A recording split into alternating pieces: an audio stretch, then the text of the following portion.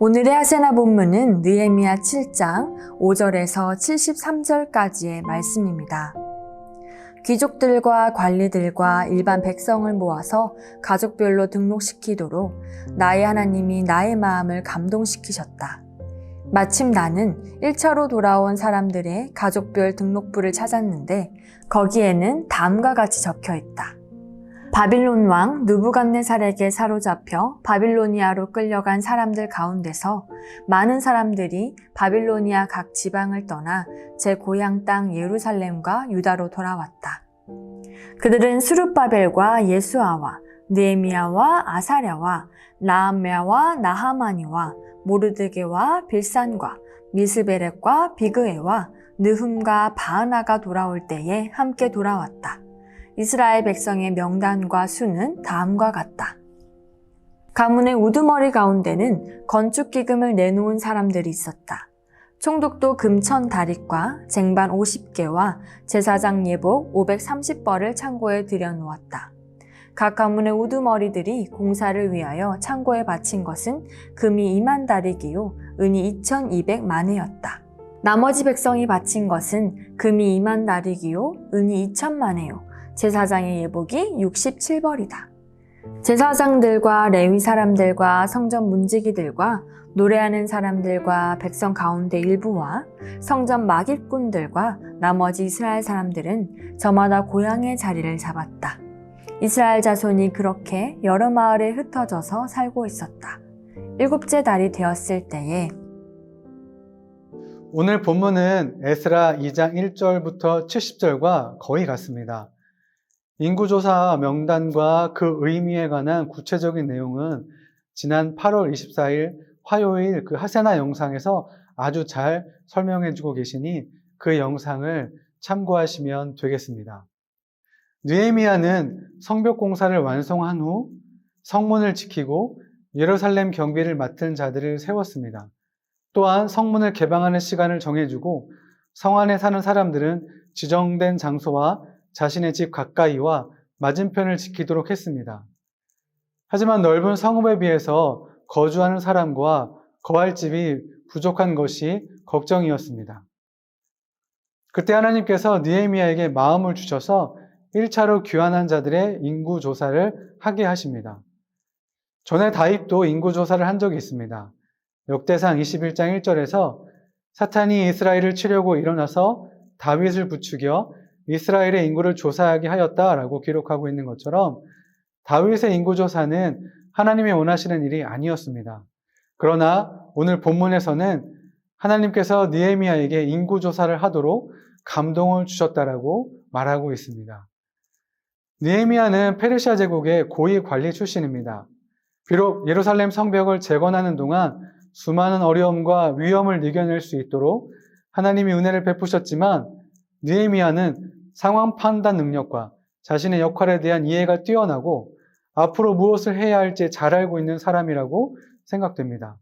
그렇다면 성벽을 재건한 후 흩어져 있는 사람들을 모아서 성 안으로 들어오게 하기 위해서 그들의 소재를 파악한 후에 언제 어떻게 누구를 이주시킬지 계획을 세우고 실천할 수 있었을 것으로 보입니다.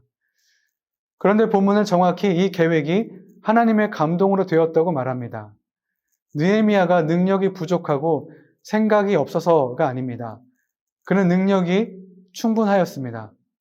그러나 야망을 품거나 자신의 계획이 아닌 하나님의 뜻과 계획에 순종하여 이 일을 진행하고 있습니다.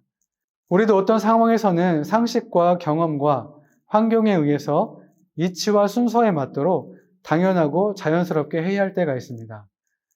건널목에서 파란색 신호가 켜졌을 때 주님, 지금 제가 건너가도 될까요? 라고 묻지 않습니다. 신호가 바뀌기 전에 건널목을 건너야 됩니다. 하지만 이때에도 좌우를 살피며 혹시 모를 돌발 상황을 확인하며 길을 건넙니다.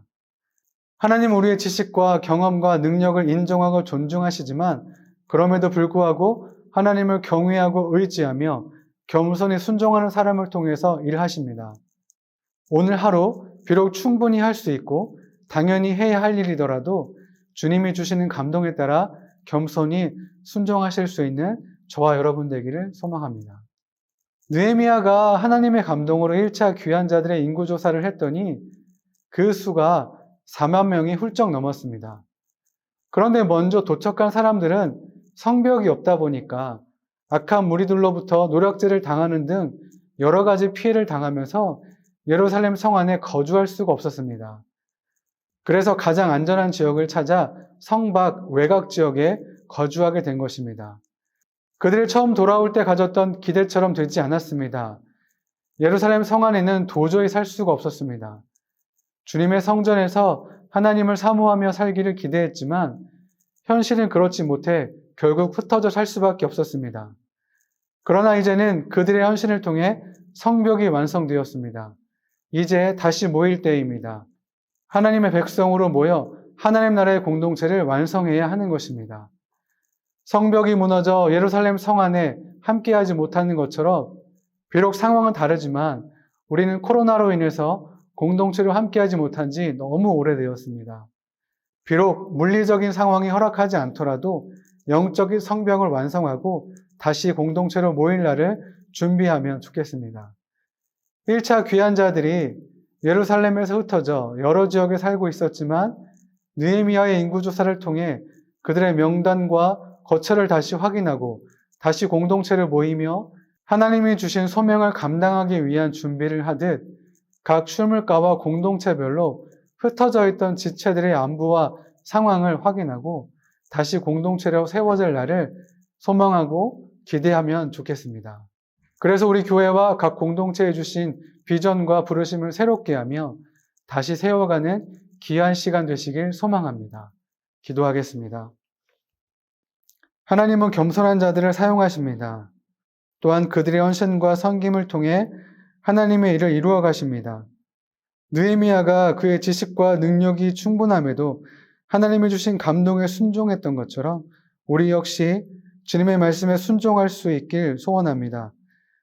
또한 오랫동안 지속되는 코로나 상황으로 인해서 공동체가 흩어져 각자의 삶을 살고 있는 것처럼 보이지만 이제 무너진 성벽이 완성되어 다시 공동체로 모일 날을 기대합니다. 속히 그날을 허락해 주시고 그날이 오기까지 서로의 안부를 묻고 준비할 수 있도록 인도해 주시옵소서. 예수님의 이름으로 기도합니다. 아멘.